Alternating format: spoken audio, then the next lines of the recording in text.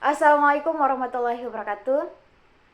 Di sini saya akan mempresentasikan hasil makalah saya yang telah saya susun, yakni berjudul tentang membangun persatuan dalam keberagaman yang dinamis, fikih ikhtilaf, cinta tanah air, kearifan lokal, dan bahaya radikalisme. Yang diampu oleh Profesor Dr. Novianti Dejapri SPDI MPDI dan disusun oleh saya sendiri. Perkenalkan, nama saya Siti Enggiu. Saya dari kelas 2 CMP. Nah, adapun rumusan masalah yang dapat saya sampaikan pada hari ini yaitu tentang yang pertama, bagaimana fikih ikhtilaf ini dapat menjadi landasan dalam membangun toleransi dan persatuan di tengah keberagaman.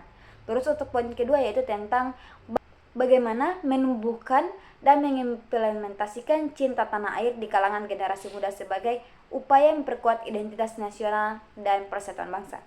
Terus untuk poin yang ketiga yaitu tentang bagaimana melestarikan dan mengembangkan kearifan lokal di era globalisasi sebagai upaya memperkokoh persatuan bangsa.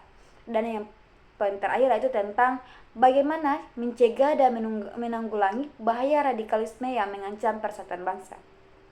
Berikut ada beberapa bahasan yang akan saya bahas.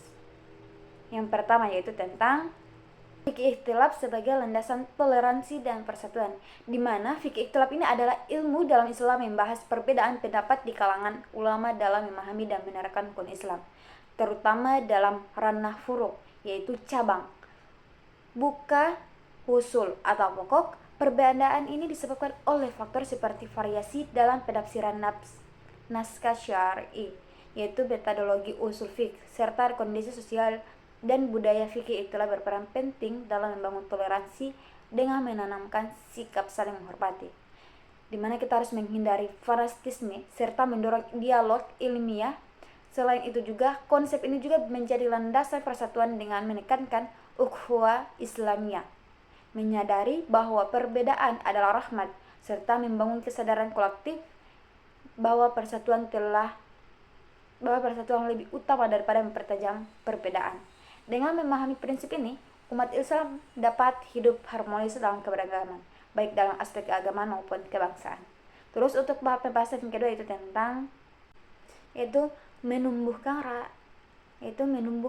dan mengimplementasikan cinta tanah air di kalangan generasi muda, di mana menumbuhkan dan mengimplementasi cinta tanah air di kalangan generasi muda ini sangat penting untuk memperkuat identitas nasional, menjaga persatuan, dan meningkatkan rasa nasionalisme. Cinta tanah air atau hubul wadan dalam Islam mengajarkan rasa bangga terhadap tempat kelahirannya yang dianugerahkan oleh Allah. Strategi untuk menumbuhkan cinta tanah air ini antara lain melalui pendidikan karakter, pemahaman sejarah dan budaya bangsa, partisipasi dalam kegiatan sosial ini, serta pemanfaatan teknologi digital untuk memperkuat rasa kebangsaan, di mana generasi muda ini dapat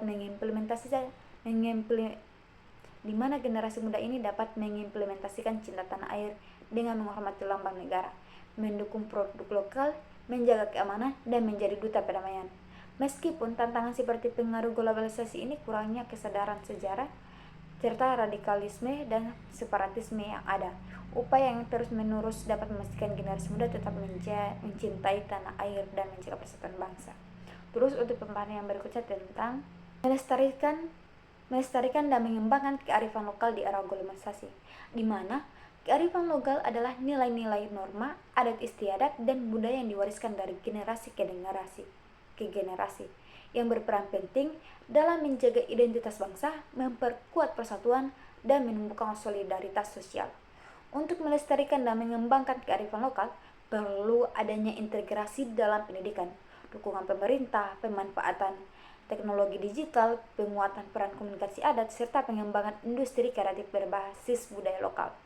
Tantangan yang dihadapi meliputi pengaruh budaya asing, yaitu kurangnya kesadaran masyarakat dan kurangnya infrastruktur.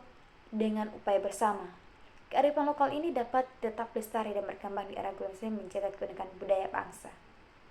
Selanjutnya, yaitu mencegah dan menanggulangi bahaya radikalisme, di mana kita memerlukan pendekatan komprehensif ini yang melibatkan pendidikan, keluarga, pengawasan di lingkungan pendidikan, teknologi informasi, dan menegakkan hukum. Pendidikan yang mengedepankan nilai-nilai toleransi ini seperti kebinekaan dan cinta tanah air yang sangat penting untuk membentuk karakter generasi muda, di mana keluarga juga itu berperan penting dalam menanamkan nilai-nilai moderasi beragam dan kebangsaan. Di lingkungan pendidikan tinggi ini, pengawasan terhadap kegiatan kemahasiswaan ini perlu ditingkatkan untuk mencegah infiltrasi paham radikal. Pemanfaatan teknologi informasi ini melalui literasi digital dan konten positif dapat menjadi alat kontrak narasi terhadap penyebaran propaganda radikal. Penegakan hukum yang tegas terhadap perilaku penyebaran radikalisme juga ini sangat diperlukan untuk memberikan efek jerah dan mencegah berkembangnya paham radikal.